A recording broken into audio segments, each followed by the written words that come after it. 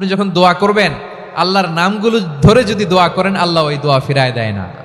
আপনি যদি দোয়ার মধ্যে বলেন ইয়া রহমান, সবাই বলেন ইয়া রহমান, ইয়া রহিম, ইয়া হাইয়্যু, ইয়া কাইয়্যুম, আল্লাহর চমৎকার নামগুলো ধরে ধরে যদি আল্লাহর কাছে ফরিয়াদ করেন, আল্লাহর নামগুলো ডাকেন, আপনার দোয়া মুহূর্তেই কবুল করবে কে?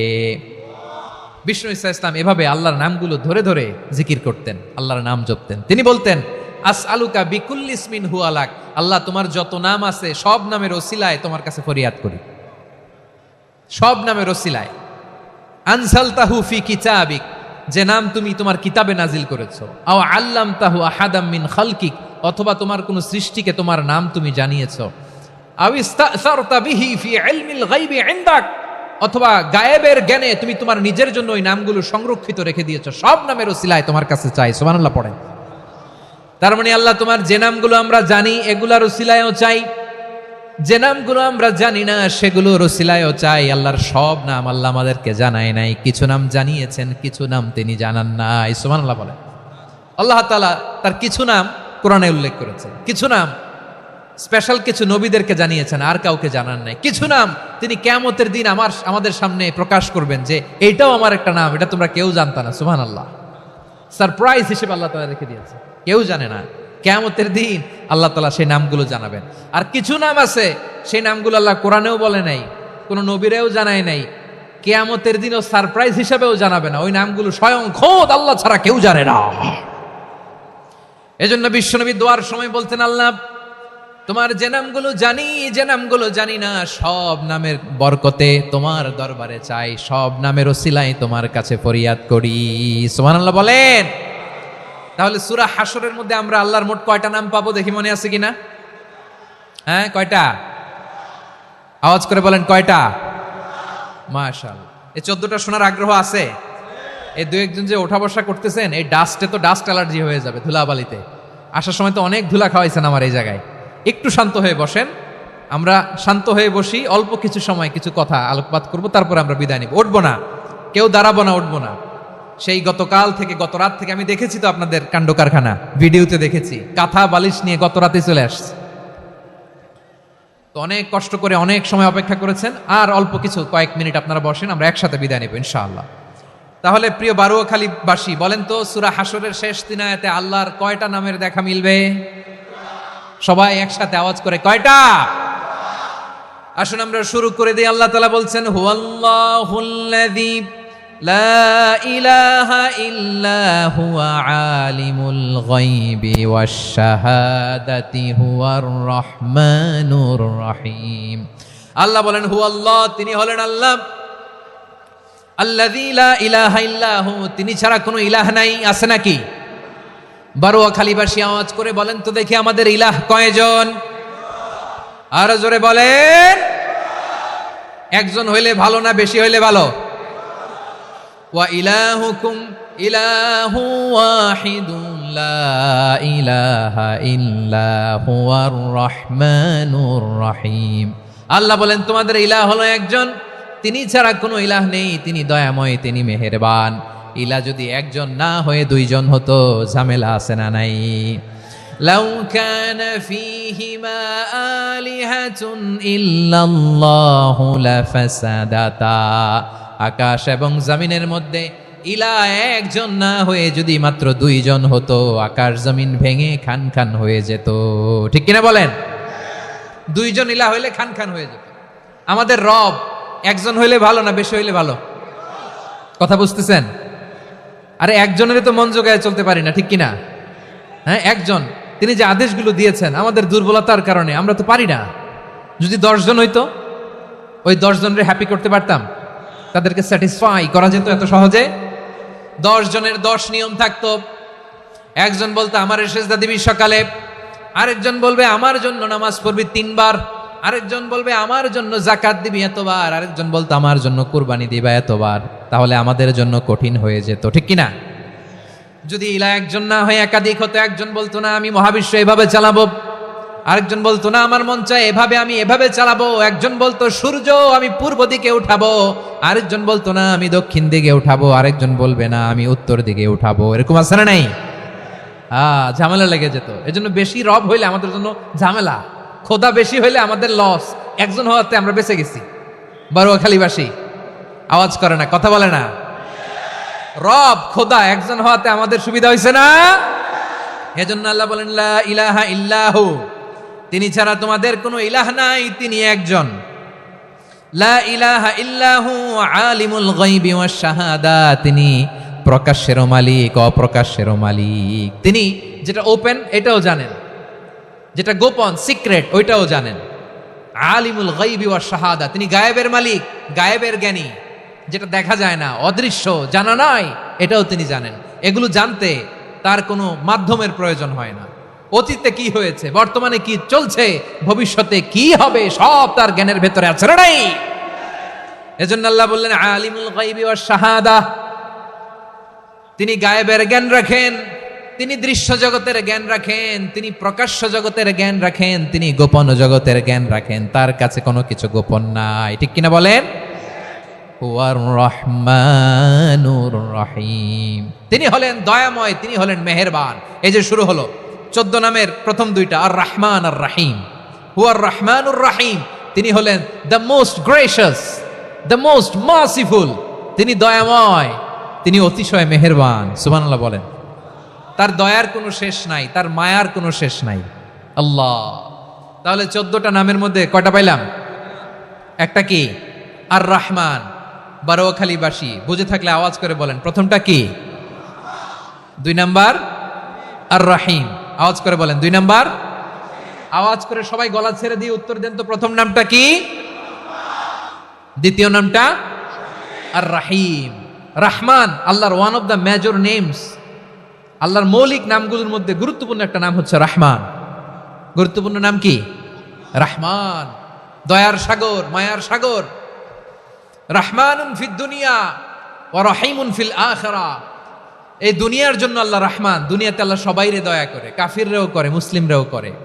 আর আখিরাতের জন্য তিনি রহিম, সেখানে কাফির মুশরিকদের জন্য আল্লাহর পক্ষ থেকে কোনো দয়া থাকবে না। চিল্লায় বলেন ঠিক কি না?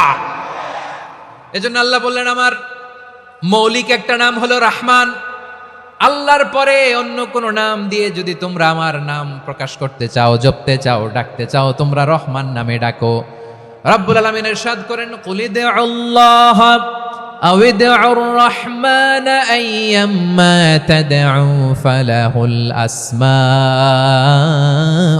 হুসনা, আমাকে আল্লাহ নামে ডাকো কিংবা আমি আল্লাহকে রহমান নামে ডাকো, যে নামেই ডাকো না কেন আমার আছে অনেকগুলো সুন্দর সুন্দর নাম। যে নামেই ডাকো আমি শুনি, ডাকলেই আমি সাড়া দেই। সকালে ডাকলেও সাড়া দেই, দুপুরে ডাকলেও সাড়া দেই, মাঝরাতেও যদি আমরা বিপদে পড়ি ডাকলে আমাদের ডাকে সাড়া দেয় কে? সবাই বলুন তো, সাড়া দেয় কে?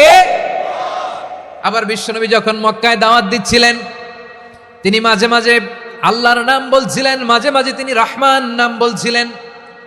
যখন তিনি বললেন ওয়াইদা কিলা লাহুমুসজুদু লিররহমানি ক্বালু ওয়ামার রহমান, বিশ্বনবী মক্কায় যখন মক্কার কাফিরদেরকে, কুরাইশদেরকে বলল তোমরা রহমানকে সেজদা দাও, রহমানের ইবাদত করো, রহমানের জন্য সেজদায় লুটিয়ে পড়ো, মক্কাবাসী বলে রহমান আবার কে? রহমান রে তো চিনি না। রহমানকে আল্লাহ চিনি, রহমান চিনি না। মক্কাবাসী কি বলে? কারে চিনে? আল্লাহরে চিনে। কারে চিনে না? রহমান কে তো চিনি না। রহমান আবার কোত্থেকে আসলো? কে Rahman? Who is this Rahman? যখন তারা বলে রহমান রে চিনি না, আল্লাহর গায়রতে আঘাত লেগেছে। আল্লাহ বলে রহমান রে চিনো না, না তাদেরকে চিনানোর জন্য আল্লাহ 78 আয়াত বিশিষ্ট আর রহমান নামে কোরআনে একটা সূরা নাজিল করেছেন। যখন মক্কার কুরাইশরা বলে আল্লাহ চিনি, রহমান চিনি না, আল্লাহ বলে রহমান রে চিনো না, তাহলে চিনে নাও রহমান নামে তিনি 78 আয়াত বিশিষ্ট কালামুল্লাহ মাজিদে একটা গোটা সূরাই নাজিল করে দিয়েছেন। তিনি নাজিল করলেন আর রহমানু আল্লামাল কুরআনা খালাকাল ইনসানা আল্লামাহুল বায়ান, দয়াময় রহমান শেখালেন কোরআন, বানালেন ইনসান, শেখালেন বায়ান। দয়াময় রহমান শেখালেন কোরআন, বানালেন ইনসান, শেখালেন বায়ান। দয়াময় রহমান শেখালেন কোরআন, বানালেন ইনসান, শেখালেন বায়ান। পড়েন আল্লাহু আকবার। আল্লাহ বলে রহমান কারে বলে চেনো না, শুনে নাও। ৭৮ আয়াত বিশিষ্ট গোটা একটা সূরা নাজিল করে দিলাম, সূরাতু আর রহমান। আর রহমান তিনি দয়ালু, আল্লামাল কোরআন, তিনি মানুষকে কোরআন শিখিয়েছেন। খালাকাল ইনসান, মানুষ বানিয়েছেন। আল্লামাহুল বায়ান, মানুষকে কথা বলা, বর্ণনা করা শিখিয়েছেন। পড়েন সুবহানাল্লাহ। গোটা একটা সূরা নাজিল করেছেন, সূরাতু আর রহমান। আমার বারোয়াখালীর ভাইয়েরা, তার নাম হচ্ছে আর রহমান আর রাহিম, মানে দয়াময়, মেহেরবান। তার দয়া যে কত বেশি আপনি কল্পনাও করতে পারবেন না, আপনি কল্পনাতেও আনতে পারবেন না তার দয়া কত বেশি। বিষ্ণু ইসা ইসলাম ফরমান, লাম্মা কাদাল্লাহুল খালকা কাতাবা ইনদাহু ফাওকা আরশিহি। আল্লাহ যখন মহাবিশ্বের সব সৃষ্টি করে সারলেন, তিনি আরশের উপরে লিখলেন সাবাকাত রাহমাতি গাদাবি, সাবাকাত রাহমাতি গাদাবি। কোথায় লিখছে? আরশের উপরে। আওয়াজ করে বলেন তো কোথায় লিখেছে? আরশের উপরে আল্লাহ লিখলেন সাবাকাত রাহমাতি গাদাবি। এর মানে হলো আমার দয়ার কাছে, আমার ভালোবাসার কাছে আমার ক্রোধ পরাজয় বরণ করেছে। আমার দয়ার কাছে আমার রাগ কিংবা ক্রোধ পরাজয় বরণ করেছে। মানে আমি আল্লাহর দয়া আছে, আবার আমি আল্লাহর ক্রোধ বা রাগ আছে, কিন্তু আমি আল্লাহর রাগের চেয়ে দয়া বেশি। আওয়াজ করে বলেন, আল্লাহর রাগ বেশি না দয়া বেশি? আল্লাহর যদি রাগ থাকতো আমরা বাঁচতে পারতাম? যে পরিমাণে আকাম কুকাম আমরা করি, অপকর্ম করি, অন্যায় করি, জুলুম করে জুলুমের আড্ডাখানা বানিয়ে রেখেছি গোটা দুনিয়াকে, আল্লাহ যদি মুহূর্তে মুহূর্তে রেগে যেতেন আমরা বাঁচতে পারতাম? মহাবিশ্ব সৃষ্টির পরেই তিনি আরশের উপরে লিখেছেন সাবাকাত রাহমাতি গাদাবি, মানে আমি আমার দয়ার কাছে আমি আল্লাহর ক্রোধ, রাগ, ক্ষোভ এটা পরাজিত হয়েছে। সুবহানাল্লাহ বলেন। আবার বিষ্ণু বললেন জাআলাল্লাহুর রাহমাতা মিয়াতা জুজ, আল্লাহ দয়ার ভালোবাসাকে 100 টুকরা করলেন। 99 টুকরা দয়া মায়া ভালোবাসা আল্লাহ নিজের কাছে রেখে দিলেন, আর 1 টুকরা দয়া মায়া ভালোবাসা আল্লাহ গোটা বিশ্বের সবার মাঝে ঢেলে দিলেন। দয়া মায়া ভালোবাসা 100 টুকরা করে আল্লাহ নিজের কাছে রাখছেন কয় টুকরা? সবাই বলেন 99 টুকরা। আর গোটা বিশ্বের সবার মাঝে ভাগ করে দিয়েছেন কয় টুকরা? হ্যাঁ। এবার এই 1 টুকরার নমুনা দেখেন তো পৃথিবীতে। স্বামী স্ত্রীর জন্য কত ভালোবাসা, বন্ধু বন্ধুর জন্য কত ভালোবাসা, গার্লফ্রেন্ড বয়ফ্রেন্ডের জন্য গলায় ফাঁস লাগায়, আছে না নাই? এই এখন গলার আওয়াজ বাড়ছে ইয়াংদের। হুজুর এখন গার্লফ্রেন্ড বয়ফ্রেন্ডের ভিতরে ঢুকছে, এখন আমরা আছি হুজুর। জেগে উঠছে বারোয়াখালী। দেখেন এই তো কয়েকদিন আগেই তো, কত বছরের 12 না কত বছরের এক মেয়ে, কত বছর? 11। ওই দেখেন সব মুখস্থ দুষ্টগুলার, আর কিছু মুখস্থ না থাকলে এগুলো মুখস্থ। 11 বছরের, তারে কি বলবো, তরুণীও তো না, কিশোরী। এই কিশোরী ভালোবাসার টানে বাপ মা থুইয়া চলে গেছে কোথায়? দেখেন ভালোবাসারে আল্লাহ 100 টুকরা করেছেন, 99 টুকরা ভালোবাসা আল্লাহ নিজের জন্য রেখেছেন, 1 টুকরা আমাদের সবাইকে ভাগ করে দিয়েছেন। যত পাখি আছে পৃথিবীতে, যত মাছ আছে, যত প্রাণী আছে, যত মানুষ আছে, যত জিন আছে, আমরা সবাই মিলে পেয়েছি ভালোবাসার কয় টুকরা? আর আরশে আজিমের অধিপতি আল্লাহ, তিনি তার কাছে ভালোবাসা রেখে দিয়েছেন কয় টুকরা? তাহলে এবার আওয়াজ করে বলেন, আল্লাহর রাগ বেশি নাকি দয়া বেশি? আল্লাহ তুমি দয়ার সাগর রহমানুর রহিম, তোমার দয়ায় পূর্ণ আমার সারা নিশিদিন। সবাই পড়েন, আল্লাহ তুমি দয়ার সাগর রহমানুর রহিম, তোমার দয়ায় পূর্ণ আমার সারা নিশিদিন। আল্লাহু আকবার। আল্লাহ বলেন রাহমাতি ওয়াসিয়াত কুল্লা শাই, গোটা বিশ্বের সব জায়গায় আমি আল্লাহর রহমত বিস্তৃত, এমন কোন জায়গা নাই যেখানে আমি আল্লাহর রহমত নাই। ঠিক কিনা বলেন? এমন কোন জায়গা নাই আমি আল্লাহর রহমত নাই। আমি আল্লাহর রহমত ছাড়া গাছের একটা পাতা নড়ে না, আমি আল্লাহর দয়ার রহমত ছাড়া গাছের একটা পাতা পড়ে না, আমি আল্লাহর দয়ার রহমত ছাড়া আকাশ থেকে 1 ফোঁটা বৃষ্টি ঝরে না। তিনি হলেন রহমান, তিনি হলেন রাহিম। ঠিক কিনা বলে? আল্লাহরে চিনতেছেন? আলোচনার বিষয় কি? আসুন আমাদের রবকে চিনি।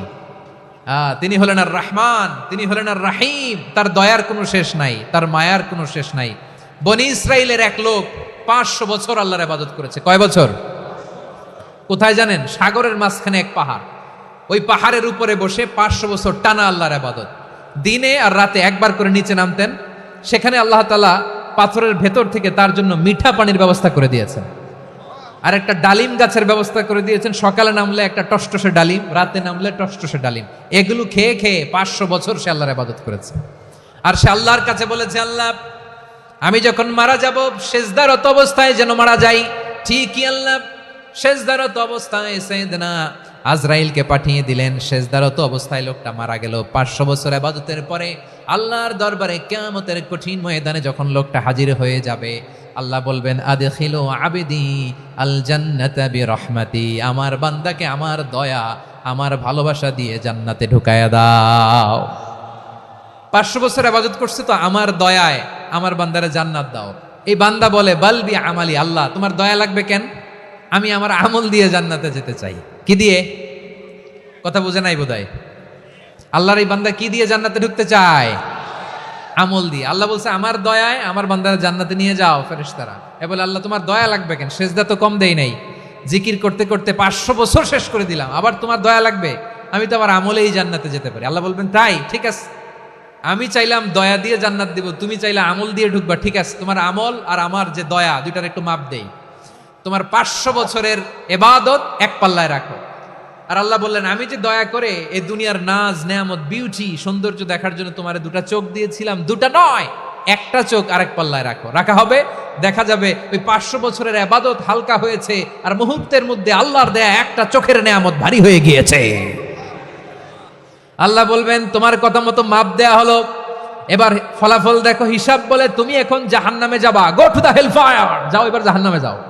মাপ জোখে যখন আসছো আমার সাথে হিসাব ক্যালকুলেশন, যাও তুমি এবার জাহান্নামে যাবা। এবার লোকটা কাচুমাচু করে বলে আল্লাহ আমি বুঝি নাই, আল্লাহ আমি বুঝতে পারি নাই, খেয়াল করি নাই, তুমি আমারে ক্ষমা করো, তুমি আমারে মাফ করো। ও আল্লাহ এবার আমি টের পেয়েছি, এবার আমি বুঝতে পেরেছি তোমার দয়া ছাড়া দুনিয়ায় কেউ জান্নাতে যেতে পারবে না, কেউ পারবে না। আল্লাহ বললেন ওরে গোলাম তুই তো কিছুই ছিলি না, অস্তিত্বহীনতা থেকে তোরে অস্তিত্বে আনলো কে? ওই ছোট্ট শুক্রাণু থেকে মায়ের পেটে 9 মাস তোরে খাবার দিয়েছে কে? আবার সুস্থতার সাথে দুনিয়ার বুকে তোরে ডেলিভারির ব্যবস্থা করে দিল কে? আবার তোর মায়ের বুকের ভেতরে 2টা খাবারের লাইনের ব্যবস্থা করে দিল কে?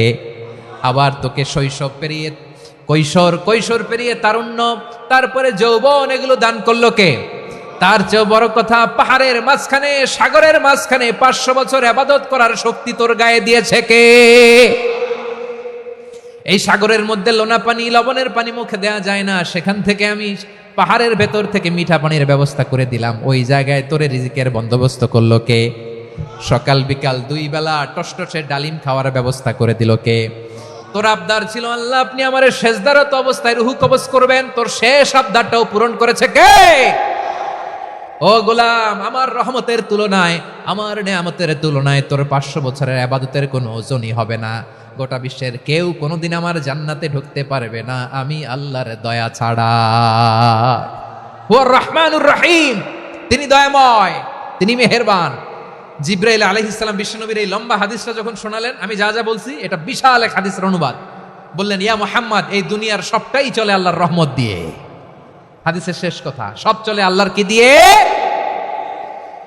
তখন বিশ্বনবী সাহাবাদের বললেন ও সাহাবারা শোনো, আল্লাহর জান্নাতে কেউ কোনোদিন প্রবেশ করতে পারবে না তার রহমত ছাড়া। সাহাবারা বললেন ইয়া রাসূলুল্লাহ আপনিও না, আপনিও কি আল্লাহর রহমত ছাড়া প্রবেশ করতে পারবেন না? বিশ্বনবী বললেন না আমিও না, আমি বিশ্বনবীও আল্লাহর জান্নাতে আল্লাহর রহমত ছাড়া ঢুকতে পারবে না। তবে কিয়ামতের দিন আল্লাহর রহমত আমার চারদিকে বেষ্টনী দিয়ে থাকবে। আল্লাহ নিজের পরিচয় দিয়ে বললেন আলিমুল গায়বি ওয়াশ শাহাদাতি হুয়ার রহমানুর রহিম, আমি হলাম রহমান, আমি রাহিম। আল্লাহরে চিনছেন? ওবারখালীর ভাইয়েরা আপনার রবকে চিনতে পারতেছেন? তিনি দয়ার সাগর, তিনি মায়ার সাগর। তার দয়ার সাগর যে কত বড় আপনার কল্পনাতেও নাই। এজন্য আপনার পাপ যত বড় হোক, অন্যায় যত বড় হোক, অপরাধ যত বড় হোক, আপনার জুলুম যত বড় হোক, আল্লাহর রহমান নামের দরিয়া তার চাইতেও বড়।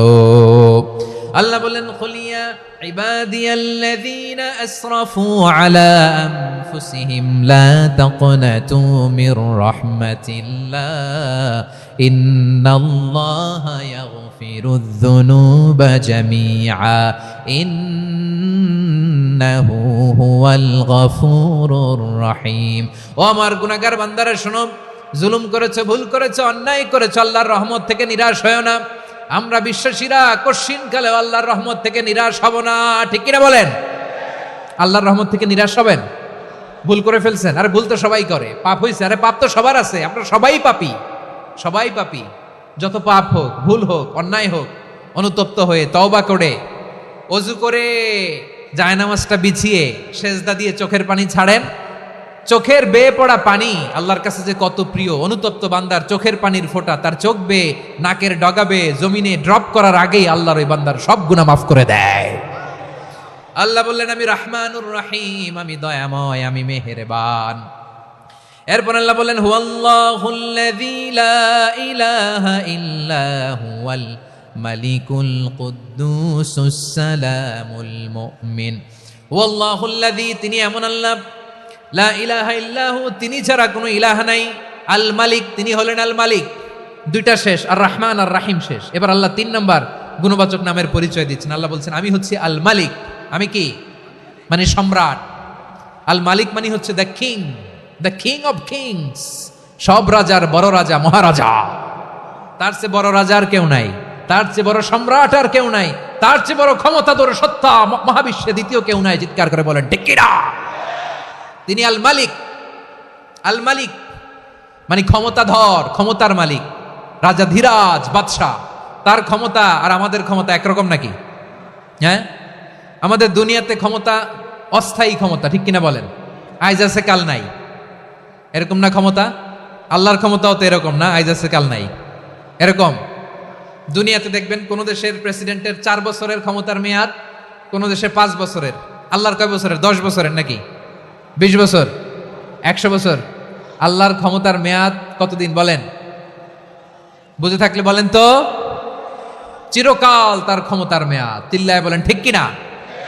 নিরঙ্কুশ ক্ষমতা, একচ্ছত্র ক্ষমতা বলতে যা বুঝায়, এই ক্ষমতা একমাত্র আল্লাহরই আছে।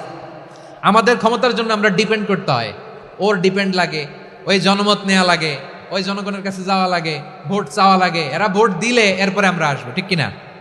আবার জনগণ না চাইলে আমরা নাই। আল্লাহর ক্ষমতা কিরকম? হ্যাঁ, আবার দেখবেন দুনিয়াতে ক্ষমতায় যাওয়ার জন্য জোট করা লাগে, জোট। জোটের রাজনীতি আছে না নাই? জোট হয়, শরিক হয়, এই হয়, সেই হয়, নানাভাবে দুনিয়াতে ক্ষমতায় আসতে হয়।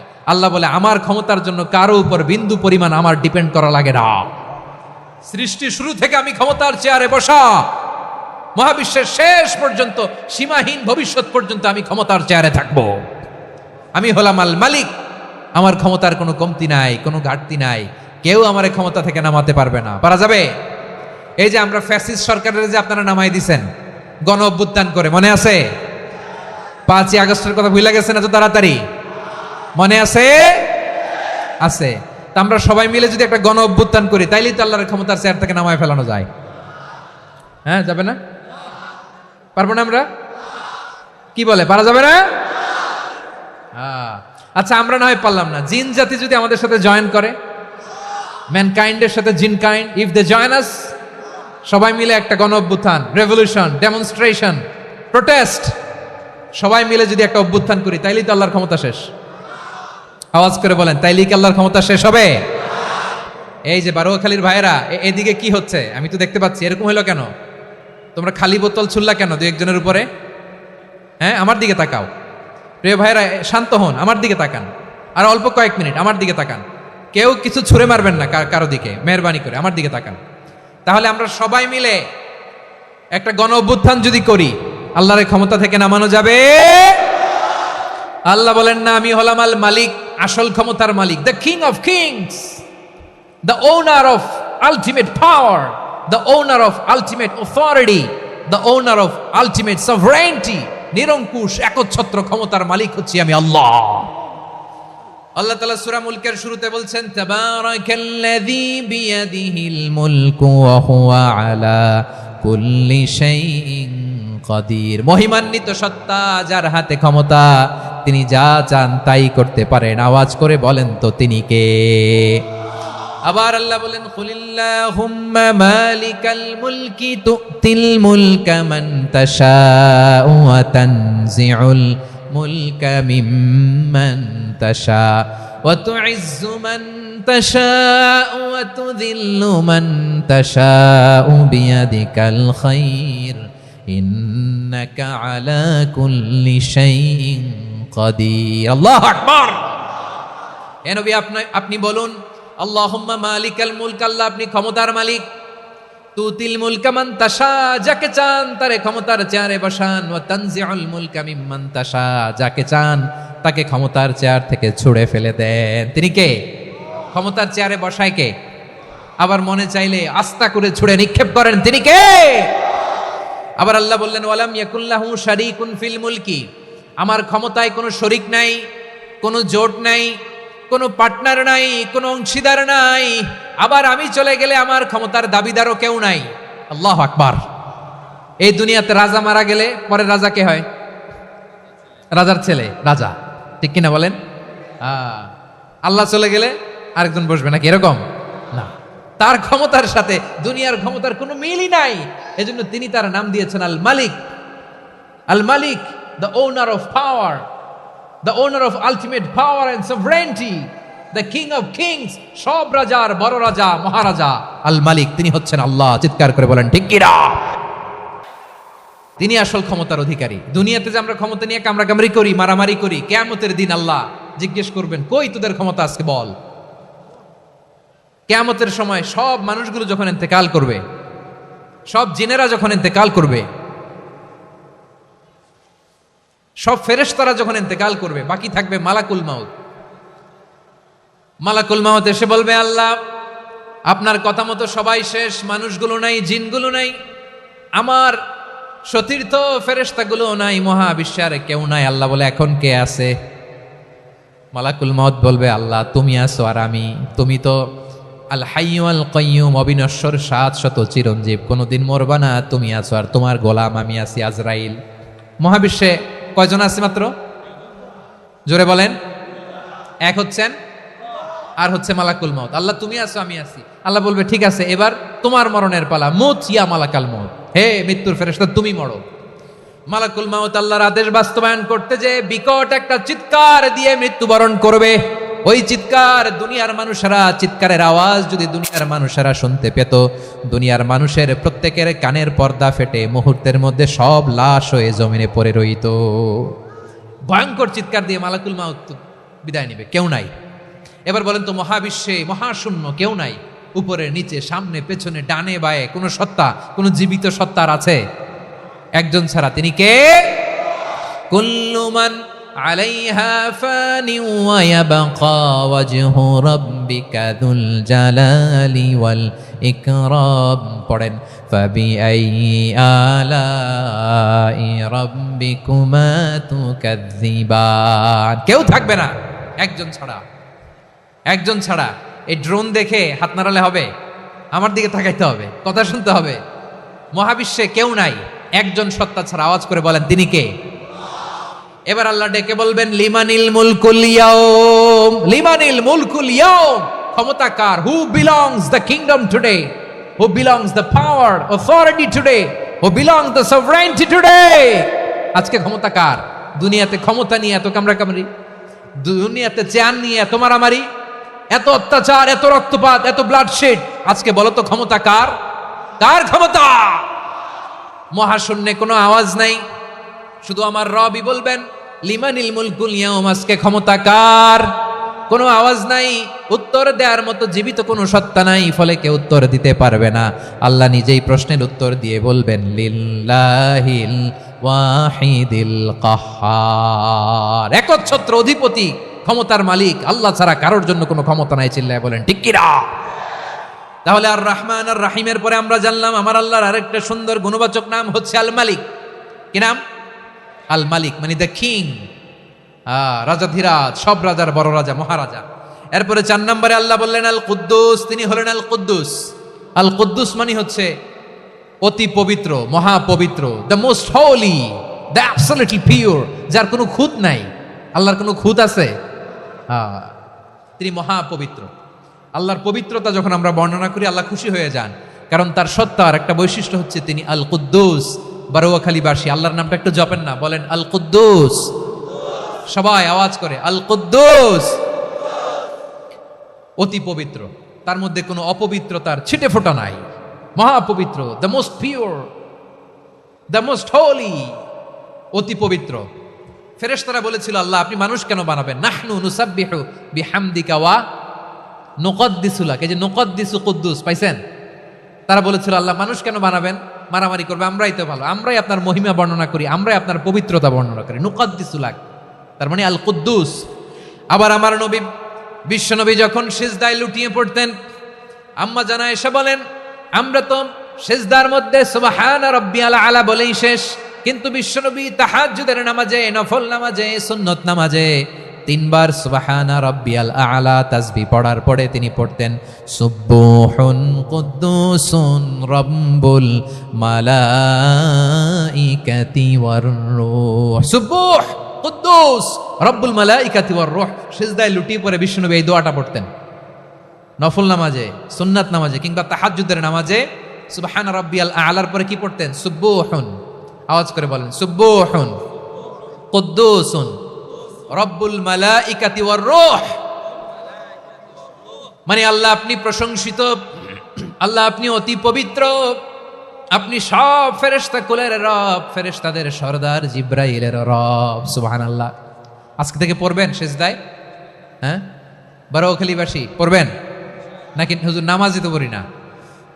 হ্যাঁ, এরকম নফল নামাজে, তাহাজ্জুদের নামাজে, সুন্নত নামাজে সিজদার যে তাসবিহ সুবহানা রাব্বিয়াল আলা 3 বার পড়ার পরে আমার ভাইরা, মহিলা প্যান্ডেলে আমার যে মায়েরা বোনেরা আছে, আজকে তো রেকর্ড হয়ে যাবে, কালকেই ভিডিও পেয়ে যাবেন। 3 বার সুবহানা রাব্বিয়াল আলা পড়ার পরে পড়বেন সুবহুন কুদ্দুসুন রব্বুল মালাইকাতি ওয়ার রূহ। পড়বেন তো ইনশাআল্লাহ? আবার বিশ্বনবী বলেন ইন্নাল্লাহা তাইয়্যিব লা ইয়াকবালু ইল্লা তাইয়্যিবা। আল্লাহ পবিত্র, পবিত্রতা ছাড়া তিনি কিছু গ্রহণ করেন না, অপবিত্র কোনো কিছু আল্লাহ গ্রহণ করে না। অনেকে আছে ঘুষ খায়, সুদ খায়, অন্যায় অপরাধ চাঁদাবাজি যা আছে সব করে, হারাম টাকা, হারাম উপার্জন। এই হারাম উপার্জন দিয়ে আবার মসজিদ বানায়, আছে না নাই? ইনকাম সবটাই হারাম, ওইটা দিয়ে আবার এতিমখানা বানায়, আছে না নাই? আছে। ওইটা আল্লাহ কবুল করবে না, কারণ আল্লাহ নিজে পবিত্র। পবিত্র না হলে কিছুই অ্যাকসেপ্ট করেন না। সুবহানাল্লাহ পড়েন। তাহলে বুঝলাম তিনি আল কুদ্দুস মানে অতি পবিত্র। এরপরে আল্লাহ বলেন আমি হচ্ছি আসসালাম। আওয়াজ করে বলেন আসসালাম। আসসালাম মানে হচ্ছে শান্তির আধার।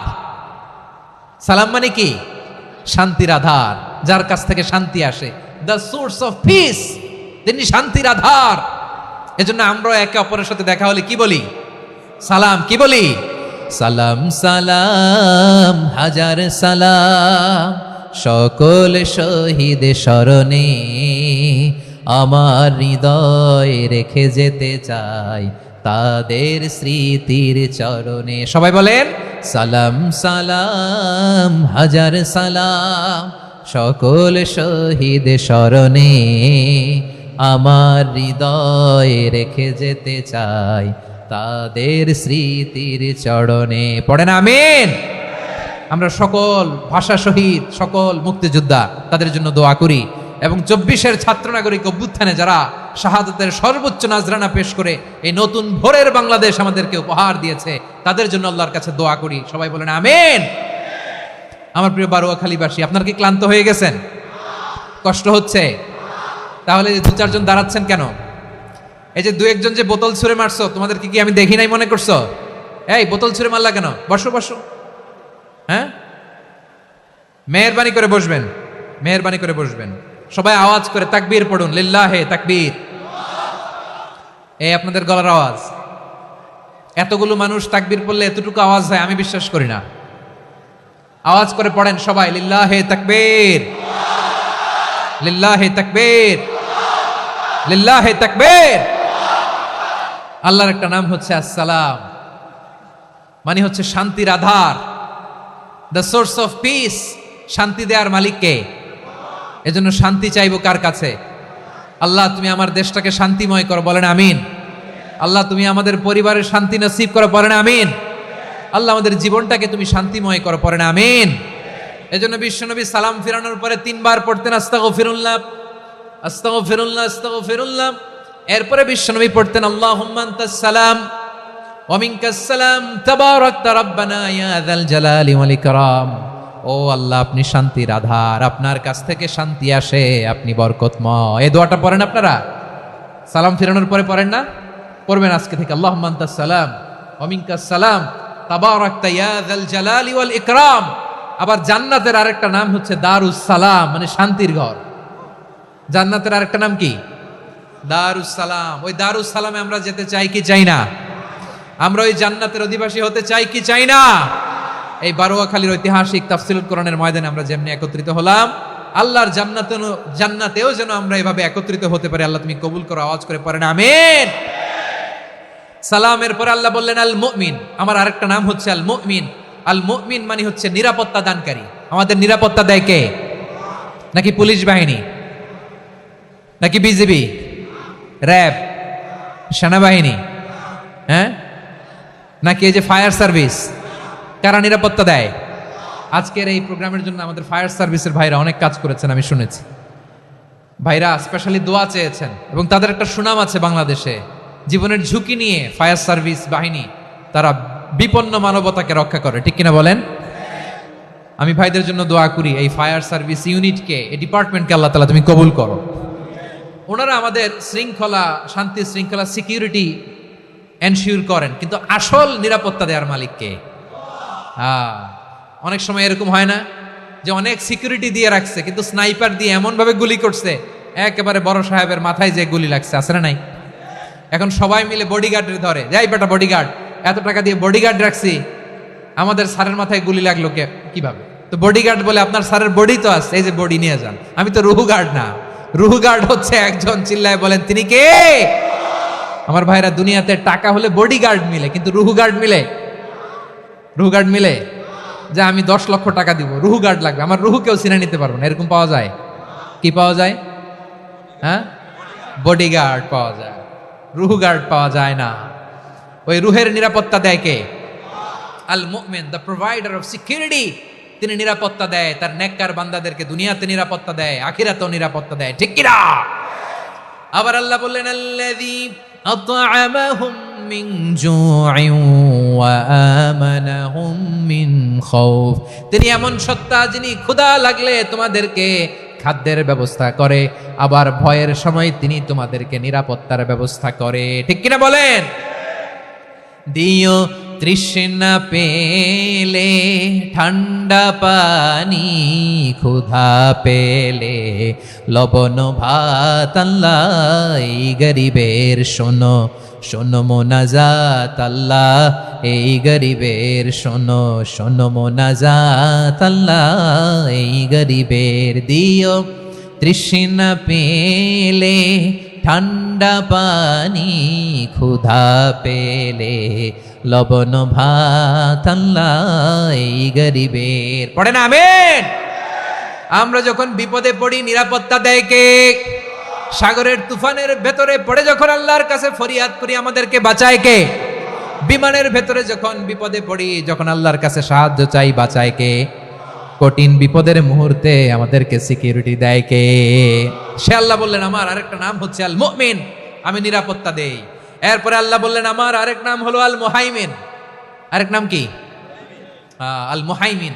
আল মুহাইমিন মানে হচ্ছে দ্য ওভারসিয়ার, দ্য অবজারভার, পর্যবেক্ষক, যিনি মনিটরিং করেন আমাদের সব অ্যাক্টিভিটি, তিনি মনিটরিং করেন। কোনোভাবে তার চোখকে ফাঁকি দেয়া যায় না। আল্লাহর চোখ ফাঁকি দেয়া যায়? আচ্ছা আওয়াজ করে বলেন তো, পুলিশ ভাইদের চোখ, পুলিশের চোখ মাঝে মাঝে ফাঁকি দেয়া যায় কি যায় না? সেনাবাহিনীর চোখ, র্যাবের চোখ, ইনকাম ট্যাক্স অফিসারের চোখ, দুর্নীতি দমন কমিশনারের চোখ, কিন্তু আল্লাহর চোখ? আল্লাহর চোখকে কশ্চিনকালেও কখনো ফাঁকি দেয়া যাবে? যেখানেই যান, ঘরের ভেতরে ঢুকে জানলা লাগিয়ে দরজাটা লক করে যদি অন্যায় করেন, পাপ করেন, দুনিয়ার কোন চোখ দেখে নাই, দেখেছে কে? পর্দার আড়ালে যে যদি পাপ করেন, দেখে নাই, দেখেছে কে?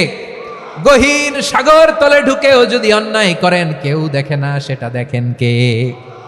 আপনি কি ভাবছেন আটলান্টিক মহাসাগরের ভিতরে চলে গেলে তার আল্লাহ দেখবে না? প্রিয় বারোয়াখালীবাসী, আপনারা ওশেন গেট কোম্পানি নাম শুনছেন? ওশেন গেট, তারা এই যে টিটান সাবমার্সিবল একটা সাবমেরিনের মতো বানাইছিল, যেটা টাইটানিক জাহাজের ভগ্নাংশ দেখার জন্য অনেক লোক যে মারা গেছিল না, ওটা সাগরের একেবারে গহীনে চলে যায়। এই টিটান সাবমার্সিবল দিয়ে সাগরের একেবারে গহীনে চলে যাওয়া যায়। তো ওইটার ভিতরে ঢুকে যদি আপনি আটলান্টিকের তলায় চলে যান, তাইলেই তো আল্লাহর ফাঁকি দিতে পারবেন, আর তো আল্লাহ দেখতে পারবে না। পারবে না? সাগরের অতল গহ্বরে চলে গেল, পাহাড়ের সুরঙ্গের ভেতরে ঢুকে গেল, মহাকাশ স্টেশন পাড়ি দিয়ে মঙ্গলে পাড়ি জমালেও আমার আল্লাহর চোখ কশিন কালেও ফাঁকি দেয়া যাবে। এজন্য সে আল্লাহ বললেন, লা তুদরিকুহুল আবসার ওয়া হুয়া ইউদরিকুল আবসার ওয়া হুয়াল লাতীফুল খাবীর। আমার আল্লাহ দৃষ্টির আয়ত্তে নন, কিন্তু দুনিয়ার সব দৃষ্টি আমার আল্লাহর আয়ত্তে, ঠিক কিনা? সূক্ষ্মদর্শী, সূক্ষ্ম থেকে সূক্ষ্ম পাপ কাজ যেভাবে যেমনটি করেন সব দেখেন। মুখে না বললে অন্তরেও চিন্তা করলেও অন্তরে চিন্তার উদ্রেক ঘটেছে, ওইটা তো কেউ জানে না, কিন্তু জানেন কে? এভাবে যিনি সূক্ষ্মভাবে মনিটর করেন, ওভারসি করেন, অবজারভেশন করেন, তার নাম হচ্ছে আল মুহাইমিন, পর্যবেক্ষক। আসুন আমাদের রবকে চিনি। বারোয়াখালীর ভাইরা চিনতেছেন? কার সামনে কপাল ঘষে সেজদা দেন তারে চিনে নেন। কার সামনে ফরিয়াদের দুই হাত উঠে কাঁদেন, দুই হাত তুলে রোনাজারি করেন, তাকে জেনে নেন। তিনি হচ্ছেন আল মুহাইমিন, দ্য অবজারভার, পর্যবেক্ষক। কেউ যেটা দেখে না সেটা দেখেন কে? এরপরে আল্লাহ বললেন আমার আরেকটা নাম হলো আল আজিজ। আল আজিজ মানে মহাপরাক্রমশালী, মহাশক্তিধর। আল আজিজ, দ্য অলমাইটি, দ্য অলমাইটি, মহাশক্তিধর, মহাপরাক্রমশালী, যার মোকাবেলায় কেউ টিকতে পারে না, যার সিদ্ধান্তের সামনে কেউ বাধা হয়ে দাঁড়াতে পারে না, যার ক্ষমতার সামনে পৃথিবীর সব ক্ষমতা নস্যি, তুচ্ছ, নগণ্য, অসহায়, তার নাম হচ্ছে আল আজিজ। সুবহানাল্লাহ পড়বেন না? আল আজিজ, মহাপরাক্রমশালী, ক্ষমতাধর, শক্তিধর, দ্য অলমাইটি, যার ক্ষমতার মোকাবেলায় কেউ দাঁড়াতে পারে না, যার সিদ্ধান্তের সামনে কেউ বাধা হয়ে টিকতে পারে না, যার শক্তির সামনে সবাই অসহায়, দুর্বল। সুবহানাল্লাহ, তিনি হচ্ছেন আল আজিজ। আল্লাহ বলেন আল্লাযী খালাকাল মাউতা ওয়াল হায়াতা লিয়াবলুয়াকুম আইয়ুকুম আহসানু আমালা ওয়া হুয়াল আজিজুল গফুর।